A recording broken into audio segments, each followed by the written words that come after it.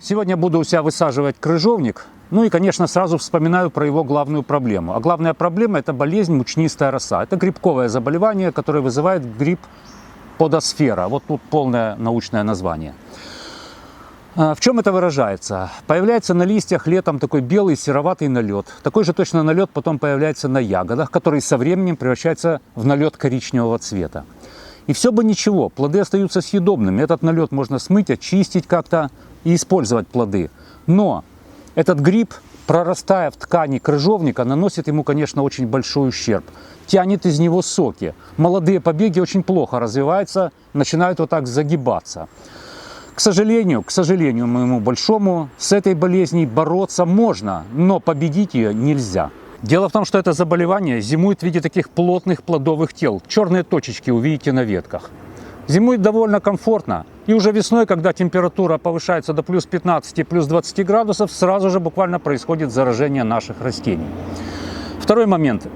Эта болезнь распространена по всей Европе. Здесь нет каких-то стерильных зон. Поэтому, естественно, ветерок заносит споры этого заболевания, в том числе и на ваш участок. Пусть у вас будет стерильно, но с соседнего участка эта болезнь снова прилетит. Третий момент. Сама крона крыжовника способствует развитию этого заболевания. У него густая листва, листья, побеги начинают расти прямо от земли, создавая благоприятные условия для развития как раз этого заболевания. Следующий момент. Я думаю, что применение большого количества азотных удобрений тоже способствует развитию этой болезни. Дело в том, что азот вызывает рост побегов, активных побегов, молодых побегов, которые нежные, которые как раз вот являются приманкой для этой болезни, потому что их легче поразить. Эти побеги, как я сказал, плохо начинают развиваться, потому что гриб буквально сразу их атакует и начинает сосать оттуда соки. Ну и, конечно, теплые зимы, теплые и влажные. Комфортная зимовка для этого возбудителя. Вот поэтому эта болезнь возвращается год за годом на наши участки и снова поражает наши крыжовники. Поэтому вопрос по большому счету не стоит о том, чтобы полностью от этой болезни избавиться. Но свести ее воздействие к минимуму, в принципе, в наших силах. И начать нужно с того, что нужно правильно выбрать сорт. Вот у меня сорт крыжовника, который называется Invicta. Это довольно крупное растение, примерно 1,5 метра в высоту, 1,5 метра в ширину, с колючками, которое дает хороший урожай крыжовника, крупные зеленые ягоды. И вот он как раз и заявляется как устойчивый к мучнистой росе.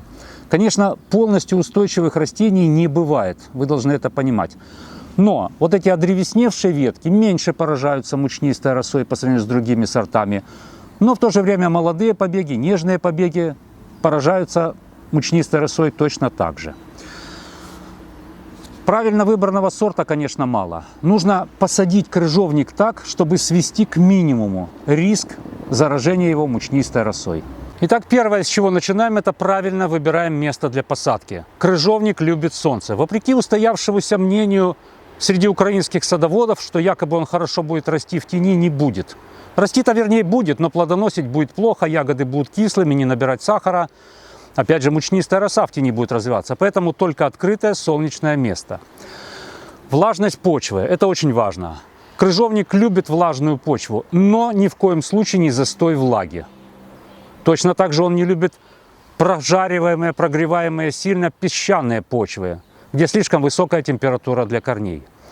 Если выбираете место на участке, предпочтительней выбирать такие места, где влага не застаивается. Ну вот склон – отличное место. Дело в том, что на склоне влага как раз не застаивается, она стекает под действием силы тяжести вниз. Поэтому я буду сажать его у себя на склоне. Еще один важный момент. Обязательно место должно проветриваться. Не сажайте его где-то возле стенок, в каких-то карманах, где воздух не циркулирует. В затышных местах, как это принято говорить. Обязательно должен проветриваться. Вот все грибковые заболевания предпочитают застой воздуха, предпочитают тенистые места, влажные места. Если мы хотим избавиться от этой болезни, значит нам нужно искать полностью противоположные места. Солнечные, хорошо проветриваемые, без застоя влаги. Теперь, что касается питательности грунта. Крыжовник любит грунт питательный, но тут кому как повезет. Если у вас есть возможность добавить компост или перегной, хорошо перепревший, конечно, добавляйте в посадочную яму. У меня такой возможности нет. У меня есть примерно 1,5 ведра покупного покупной почвосмеси. Хотел сказать грунта, но грунта там как раз нет. Это покупная почвосмесь, которая сделана на основе компоста. Здесь в Германии именно такой грунт продается. И сажать я буду здесь. Я буду копать посадочную яму. Не буду вас этим утомлять процессом. Но примерно 40 сантиметров в ширину, 50, может быть, сантиметров в ширину и примерно 40 сантиметров в глубину. Наполню ее вот этой вот почвосмесью купленной. И добавлю, конечно, ту землю, которую я отсюда вытащил, и все это тщательно перемешаю.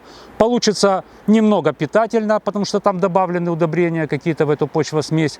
Более-менее рыхло как-то. И самое главное, что я добавлю туда органику. Вот к этой вот глине с камнями.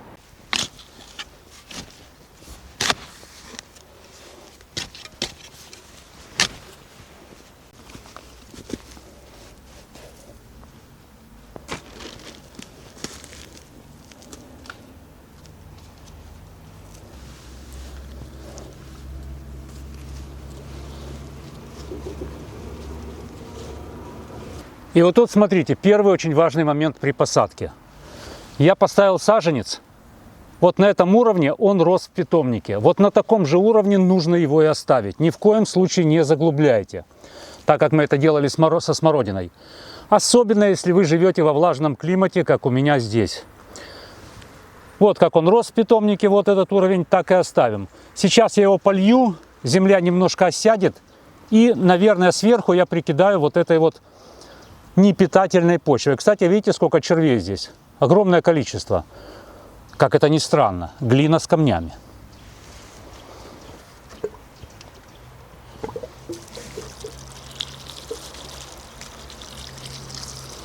Итак, первый момент. Посадка без заглубления. Второй момент. В отличие от смородины, которую мы сажали под углом, ну, чтобы быстрее прогревалось и росли побеги в сторону юга, здесь этого делать не надо. Оставляйте крыжовник вот так посаженным прямо. Следующий важный момент – мульча. Мы привыкли, что мульча обязательно должна быть. В случае с крыжовником во влажном климате не создавайте здесь теплую влажную подушку. Именно от нее и будет идти заражение. Поэтому, если уж мульчировать хотите, мульчируйте каким-то рыхлым, сухим материалом. Ну, например, древесной корой, крупной причем, чтобы она вентилировалась. В общем, я здесь вообще у себя сейчас не буду никакой мульчи класть. Ну и, наконец, очень важный момент. Видите, сколько побегов, которые растут внутрь. Вот это все нужно убрать. Крыжовник нужно формировать, ну, примерно как персик. Делать из него открытую чашу, чтобы внутри было пусто. Чтобы, во-первых, хорошо освещалось солнцем, а во-вторых, чтобы воздух там хорошо проходил. И не было вот этих влажных и теплых условий для развития грибка. Поэтому безжалостно вырезаем все, что идет внутрь.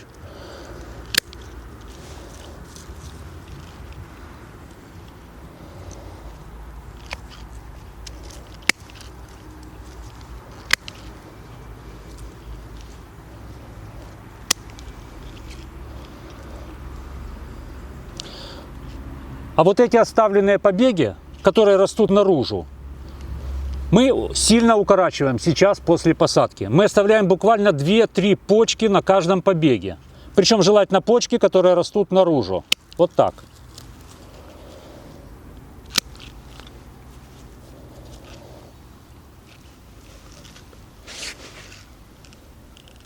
Вот так.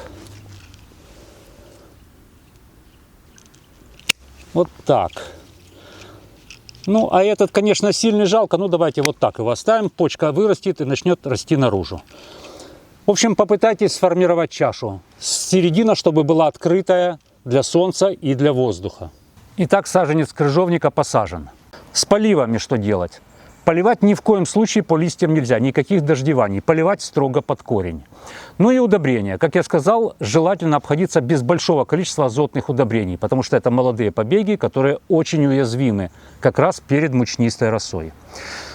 Вот эти побеги, которые я обрезал, ну, конечно, я их выбрасывать не буду. Я сейчас обрежу с них все листья, колючки, заверну во влажную ткань и помещу в зип-пакет. А этот зип-пакет помещу в холодильник.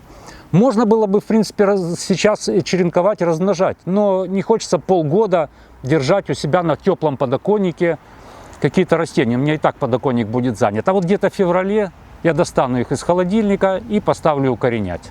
Посмотрим, что из этого получится. Точно так же, как посмотрим, что из этого получится. Дело в том, что здесь климат влажный и как раз теплый, идеальный фактически для мучнистой росы. Но раз питомники здесь выращивают этот сорт, раз его продают здесь в больших количествах, может быть, все получится. Посмотрим. Ну вот, пожалуй, у меня на сегодня все. Спасибо, что смотрели. Хороших вам здоровых растений. Увидимся.